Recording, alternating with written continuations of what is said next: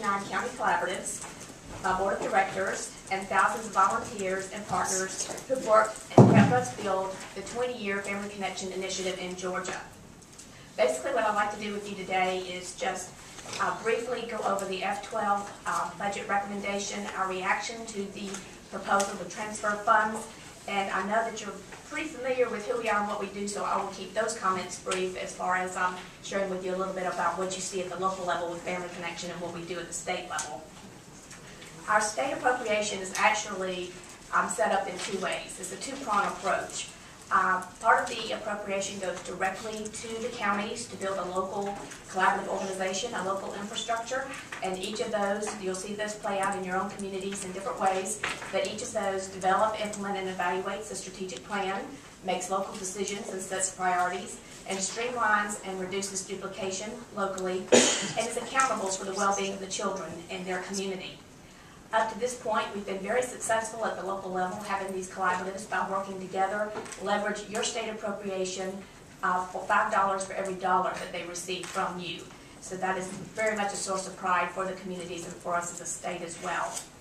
The second piece of the appropriation comes to help support a statewide system of technical assistance to enhance the work of collaboration at the local level as well as the state level. We also have this statewide technical assistance system to ensure accountability and results across 159 counties, as well as to ensure that we are learning the best practices from around the country and how to improve outcomes for children and families. What you have is a handout, a two-page handout and a timeline. In normal circumstances, I will be going over with you how we would anticipate absorbing the 8% recommended reduction in our budget for FY12. And what you see there is that we would propose doing exactly what we've always done at Family Connection. We will be taking the bulk of that 8% reduction at the partnership level, about 21% of it is what you see there, and then trying to minimize the impact at the local level because we believe it's so important that community collaboratives have the infrastructure and the resources they need to leverage additional resources so that their piece of the reduction would be about 1.8%. Per county. Now I'll provide our reaction to the proposal for transfer of our funds. We've worked long and hard in building trust, trust from our private funders, the communities, our partners, and you, the General Assembly. And that's the kind of trust that can only be earned over time by honoring commitments and by having open, honest relationships. I'll be honest, when we first found out about this recommendation, it came as quite a surprise to us, our board of directors, and the 159 county collaborative organizations. At no point did we have an opportunity to discuss, prior to receiving this budget recommendation, the ramifications on the Family Connection work or on our public-private partnership. We don't understand the rationale behind the proposed consolidation, but have been forced over time to respond to inaccuracies to make sure that all points are understood as we look at this transfer recommendation. The first is that the Georgia Family Connection Partnership is not a state agency. We're a public-private nonprofit with funding from both state and private foundations. Our funding is roughly 80% public and 20% private. Our staff members are not state employees, and we are governed by a board of directors which is over 50% comprised of people from the community around the state. Are any of your employees paid by state funds? Those that are delivering technical assistance directly in the field through the state appropriation are. The ones who are actually providing the administration of the 501c3 are paid by private funds. How are you paid? By private funds. Are any of your benefits paid by state funds? No. Are you on the state health insurance plan? No. Thank you. The second misunderstanding is about our administrative overhead. You also have in your handout a breakdown, and I've also shared with Chase a copy of our FY10 audit. In our audit, it states that our overhead is 6.7%. Using the same calculation, we expect that our overhead in FY11 will be 6.3%. Another clarification is the number of staff that we do have employed in the partnership, and as of right now, that's 27.75. The third piece that I'd like to clarify is the issue around duplication. You'll also see in your attachment a timeline that outlines 20 years of milestones since the creation of this public-private initiative to today. What you will see is, if you go through the timeline, is that around 2008, with the creation of this new state agency, there has been the beginning of some duplication in language, but language only. And I would also encourage you to visit our website, where you'll clearly see the type of work that the Georgia Family Connection Partnership provides, the kind of support, the expertise, the tools, the data that we make sure that every single county and state partner has access to, as well as elected officials. So for 20 years, we've had one mission and always one mission, and that is to support collaboration at the local level and at the state level, no matter what. You can't really duplicate in 18 months what's taken 20 years for this state to build. Given our proven experience, to move our work to a new, relatively unexperienced state agency just does not make sense to us. Georgia Family Connection is a pioneer at working towards smaller government and improving local control.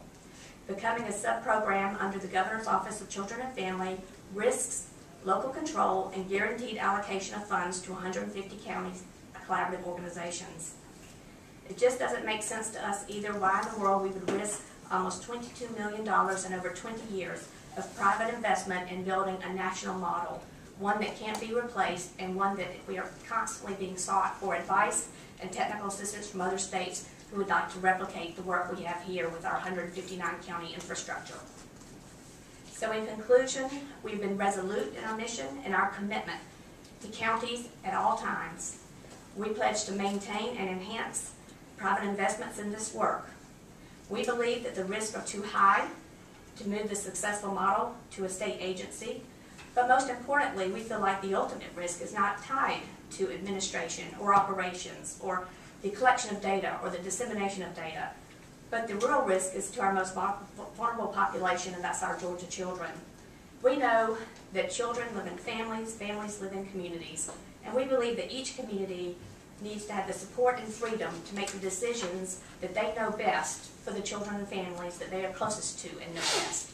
So we are respectfully requesting that you remove the language from the FY12 budget that would transfer Family Connection dollars from an established nonprofit with a proven track record to a newly created state agency.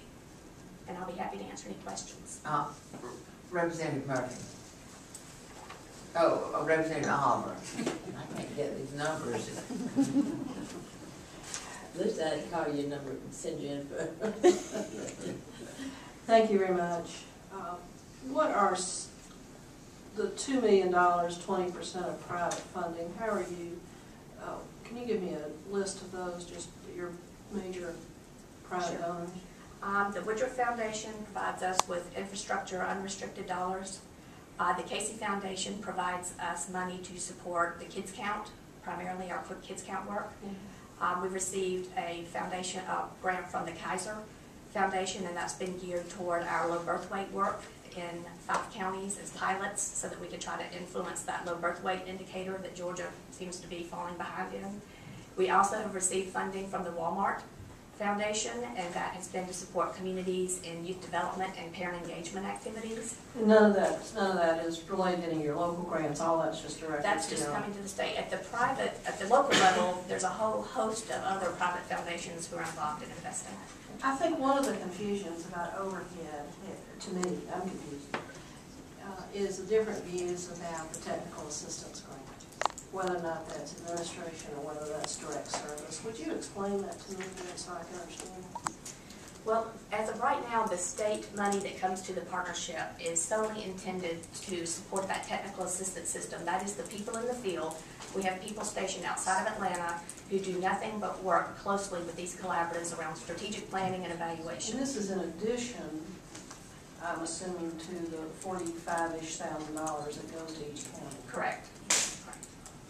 And that's 527. How much is the technical assistance portion of the budget? Let's see. I got this number here. Our total admin, the straight admin cost is $0.64 million, and we have $6.72 million to support the 159 county collaboratives total. So of the people in the state office, how many are assigned? The people in the administrative budget, how many of them are assigned to technical assistance, and they're really outside of Atlanta? 22. 22 of 27, 27.75. and the variety of places they're located at. So what kind of places are they located, or do you work outside of home? Well, they're actually, sometimes they're given in-kind space in DFACS offices, school systems, county commission, community resource centers, or they work out of their offices, whichever works best. We are organized to match the 12 economic development regions and the DHS regions. And so we try to strategically locate folks so that they can get to those regions as quickly as possible with minimal travel. How many people do you have working in your Atlanta office? Let's see, we have 12. And could you give me the total amount of the local grants that you're, I know I have 3 real good family connections in my district, Berry and Cook and Colquitt County, and their budgets. Could you tell me what their budgets are for each local? Right now in FY11, due to the 4% reduction, those counties are getting. No, I know how much they're pulling in, like my local. Oh, I see. Okay, like Berrien County Collaborative.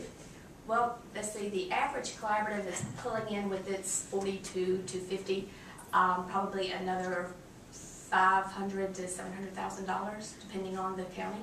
Some are very effective and pull in. I know mine pulls in a lot more than that. Yeah, that would Could be you give us a total? Can you add up a total of how much they're all pulling in and get those figures to us? Absolutely. In fact, Right. I have them. Ellen has them somewhere. Right. We'll get those to you just as soon All as. right. So. Thank you. Yes. Representative Manning. Yes, I just wonder, a couple of things. The .64 million is fully private dollars, Mm-hmm. so there are no state funds in that. Right. That's how much we receive in our budget from private foundations. I know my collaborative is relatively small. It only has 2 paid staff folks, and the rest are collaborative units. And we have been very successful with supporting that, so I just want to commend you for that. The second thing is that when you're talking about all the 159 counties, are there any counties that are not served by the collaborative? Okay, I had something else too I wanted to bring out, I think.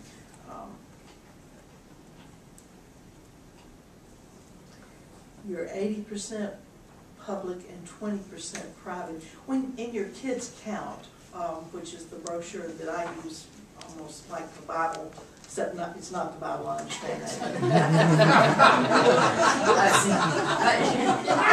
Anyway, I look at it a lot. Is there any state funds used in producing that data? Yes, because actually the grant that the Casey Foundation provides us for the work with Kids Count, we expand on that greatly since we do have this 159 county infrastructure. So we do add money to that so that we can get more information out, more technical assistance using the data.